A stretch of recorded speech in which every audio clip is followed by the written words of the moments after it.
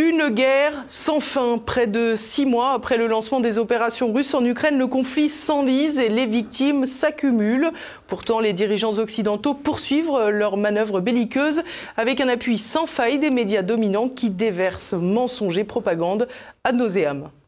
Ми маємо бути свідомі того, що цього тижня Росія може постаратись зробити щось особливо гидке, щось особливо жорстоке. Quelque chose de particulièrement dégoûtant et cruel. Voilà ce que Volodymyr Zelensky affirme redouter autour du 24 août prochain, date d'anniversaire de l'indépendance de l'Ukraine obtenue en 91. Fidèle à ses habitudes, le président ukrainien attise donc les tensions pour mobiliser les Occidentaux et prolonger un combat qui sème la mort depuis près de 6 mois. Au fil du temps, la situation devient donc de plus en plus inextricable avec des victimes qui s'amassent de part et d'autre.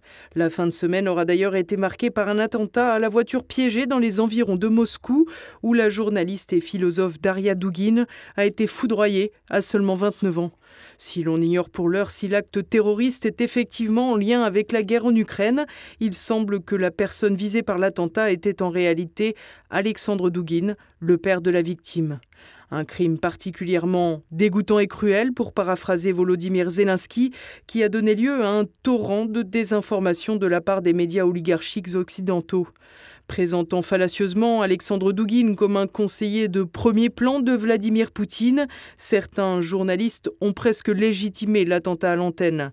Sur I24 News, une chaîne de Patrick Drahi comme BFM TV, un certain Cyril Aslanov, professeur à Aix-en-Provence, a mélangé insultes et mensonges avec la quasi-approbation du présentateur. C'était une fille tout aussi détraquée que son père dans l'apologie de la violence et du génocide à l'égard des Ukrainiens. Parce que c'est ça, en fait, que prenaient la fille et le père. Des propos orduriers et surtout fallacieux. En effet, une vidéo d'une émission à laquelle participait Daria Dugin a circulé sur les réseaux sociaux avec une fausse traduction prêtant des propos extrêmes à la jeune femme alors qu'elle plaidait en réalité pour l'idée d'un tribunal, à l'image de La Haye, pour punir les crimes de guerre. L'attentat est également utilisé désormais par les porte-flingues du système pour porter une critique contre Vladimir Poutine et sa politique sécuritaire prétendument mise en échec, le tout en suggérant à demi-mot que le président russe ou ses proches pouvaient aussi être les commanditaires.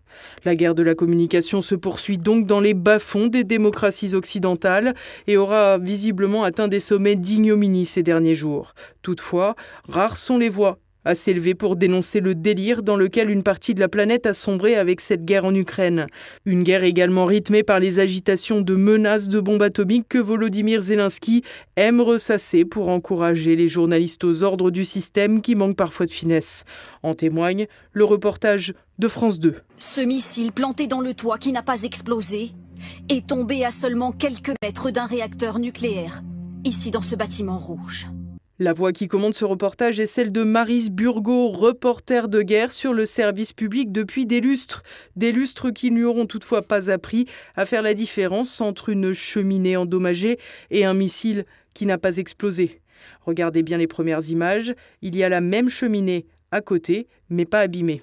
Voilà donc encore un bel exemple de mensonge et de propagande sur lequel l'Arcom, anciennement CSA, ne devrait pas se pencher, applaudissant dès demain cet unanimisme médiatique sur la guerre en Ukraine qui sème pourtant le chaos. De même, les prétendus experts attendus à la centrale de Zaporijjia ne devraient pas apporter de rationalité au conflit.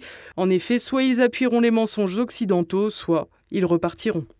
Au début de l'été, l'organisation Amnesty International avait d'ailleurs consenti à relever des crimes de guerre des deux côtés des belligérants, une évidence qui avait pourtant conduit à une levée de boucliers en Ukraine, puis chez ses prétendus alliés occidentaux, qui maintiennent pourtant le pays dans la guerre, tant par l'envoi permanent d'armes que par la propagande éhontée qu'ils promeuvent.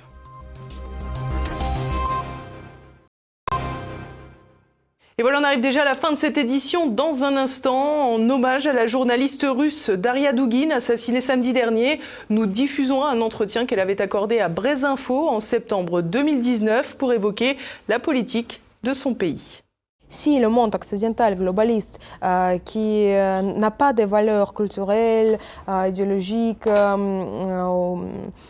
démocratique s'ils diabolisent quelque chose, c'est un bon signe. C'est-à-dire que c'est l'affirmation que notre cours est bien. Si, par exemple, le télé BFM dit que la Russie c'est l'ennemi, c'est bien. C'est-à-dire que la Russie a la propre identité, elle le montre, et que BFM TV et aussi ses dirigeants qui sont connectés avec les élites globalistes sorosiennes, ils ont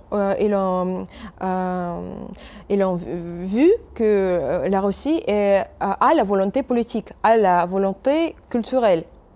C'est-à-dire, c'est l'affirmation de notre puissance. Et pour moi, je suis très ravie quand je vois la diabolisation totale de la Russie, parce que ça montre pour moi que mon pays défend les intérêts du peuple.